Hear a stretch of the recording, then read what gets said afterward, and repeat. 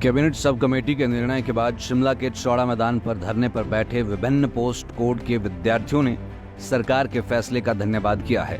लंबित भर्ती परीक्षा के परिणाम घोषित करने की मांग को लेकर क्रमिक 30 दिनों से अनशन पर डटे JYT पोस्ट कोड 817 और drawing master post code 980, post code 939 को कैबिनेट सब कमेटी की पहली बैठक के बाद आए सकारात्मक प्रयासों से जल्द परिणाम के घोषित होने की उम्मीद जगी है।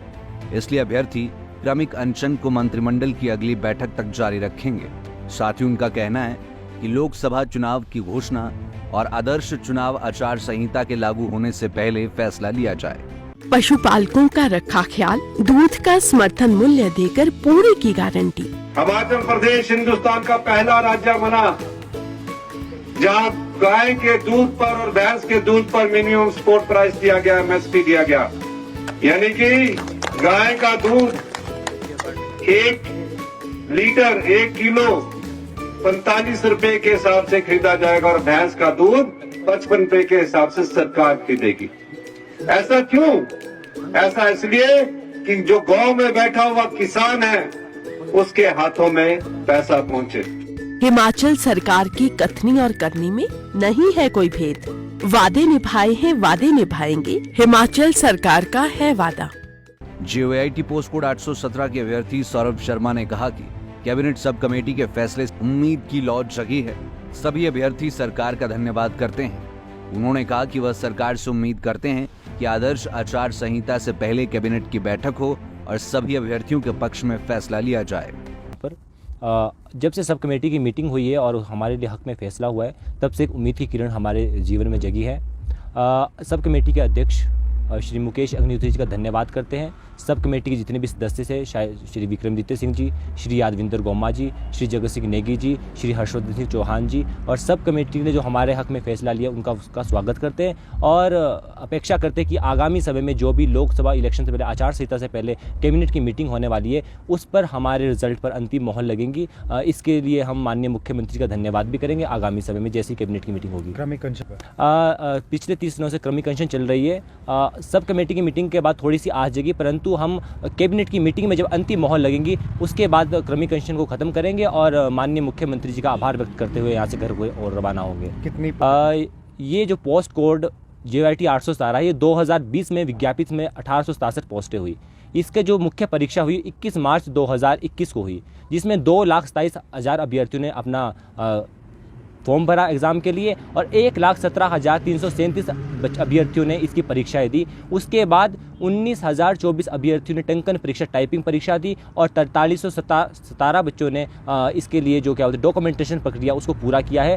अंतिम परिणाम की राह सारे अभ्यर्थी देख रहे हैं। करीब 6 से 7 हज़ार परिवार ऐसे हैं जो रोजगार जिनको मिलने वाला है और इस रोजगार की तरफ अपनी आंखें मूंद कर देख रहे हैं।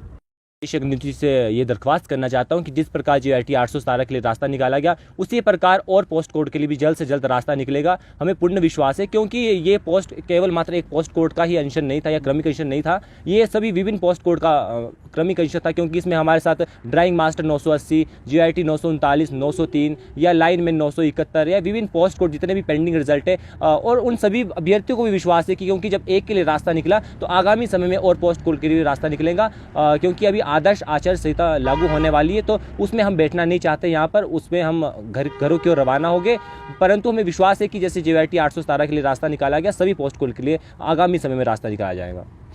वहीं पोस्ट कोड 939 के अभ्यर्थी संदीप कुमार ने कहा कि उन्हें सरकार से बेहद उम्मीदें हैं। जैसे सरकार ने पोस्ट कोड 817 के लिए फैसला लिया, उसी तरह से हमारे लिए भी जल्द निर्णय लिया जाए। उन्होंने कहा कि उन्हें भी 2 वर्ष हो गए हैं। 24 अप्रैल 2022 को परीक्षा दी थी, उसके बाद डॉक्यूमेंटेशन भी पूरी हो गई है। सरकार ने जैसे 817 पर फैसला लिया, वैसे ही हमारा मसला भी सुलझाए। जी, मेरा नाम लवनीश वर्मा है। मैं JYT 817 का एस्पिरेंट हूँ।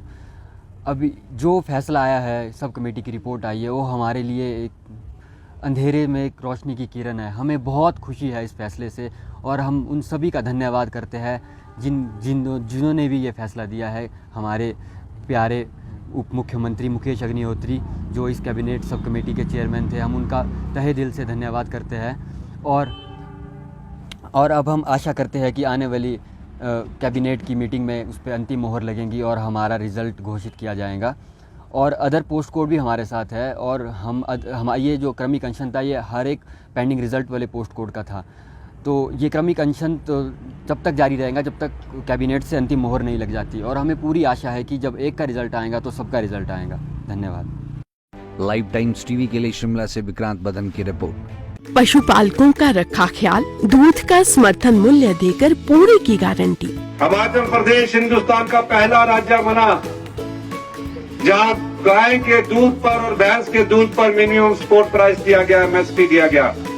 यानी कि गाय का दूध 1 लीटर 1 किलो 45 रुपए के हिसाब से खरीदा जाएगा और भैंस का दूध 55 रुपए के हिसाब से सरकार खरीदेगी। ऐसा क्यों?